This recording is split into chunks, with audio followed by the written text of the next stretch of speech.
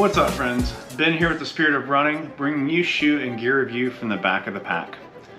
Today we're talking about the brand new Hoka Clifton Pro. For the men, this shoe is going to weigh in at 10.4 ounces. For women, 8.5 ounces. It has an 8mm drop and retails for $165. Let's break this shoe down a bit before getting into the fun part. The outsole is built with durabrasion rubber on the forefoot and a super abrasion rubber on the heel. With over 50 miles on this outsole, it's proven to be plenty durable and provided a really nice amount of traction both in wet and dry conditions.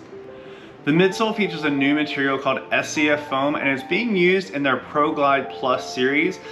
Compared to its namesake, the Clifton, it does have a lot more midsole in general here. The upper is essentially the standard engineered mesh upper that we see in a majority of Hoka's daily trainers.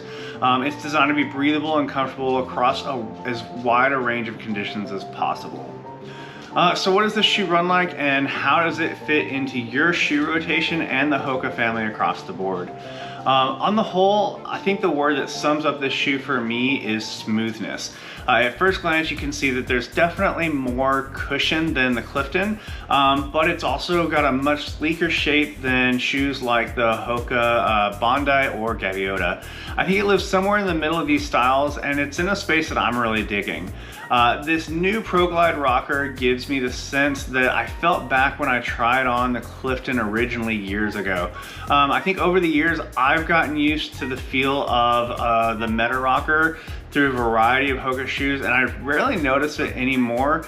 But in the Clifton Pro, you come back to that sense of a pretty aggressive rocker moving you from the back or the middle of the shoe through to the front of the stride and into the toe off. I think in my rotation, the Clifton Pro is still going to live in that same place that the Clifton does. I like to use it for my easy runs, my long runs. The Clifton Pro could, I think, also be referred to more as like a Clifton Plus, as so many of the uses are going to be similar, but I do think that the shoe does have a little more variety built into it. That aggressive sense of the rocker that I was talking about before lends itself to using the Pro more often when my coach is going to put some pickups or sections of extra speed into my longer runs that I might not have on like an easy run. These runs aren't so speedy that I feel the need for a plated shoe, but it is nice having a little extra to work with there.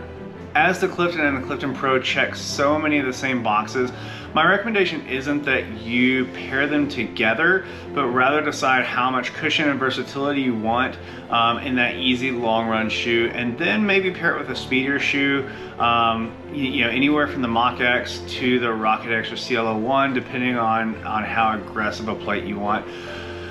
Or you can try and do what I do and just collect them all.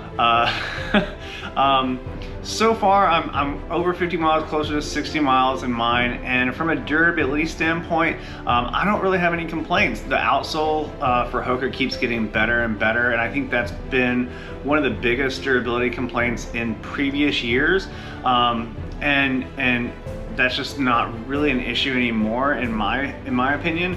And the midsole feels just as softy and bouncy as it did on day one. If I'm heading to the gym for a majority of what I'm doing, I think the Pro feels pretty fantastic. I stick to a lot of body weight and dumbbell work, so I don't particularly have any issues.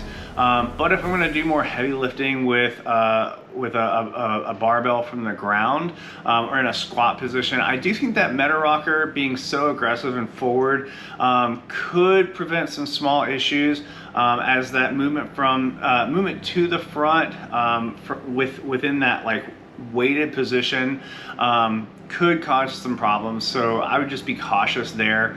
Looking at the shoe for daily life, I think it's really comfortable. It's going to do quite well, just as well as its less cushion but older sibling the Clifton does.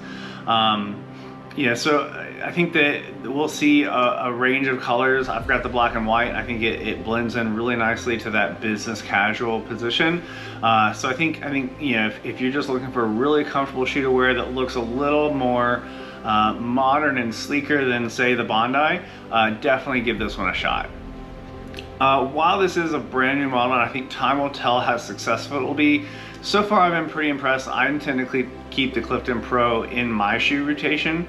Version 2 might be completely different, who knows, but I'm excited to see where this new offshoot of the Clifton line will go. I hope you found this review to be helpful. If it has, I would ask that you hit that like and subscribe button.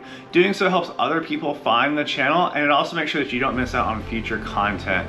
Until then, stay safe, keep moving forward, and I hope to see you out there.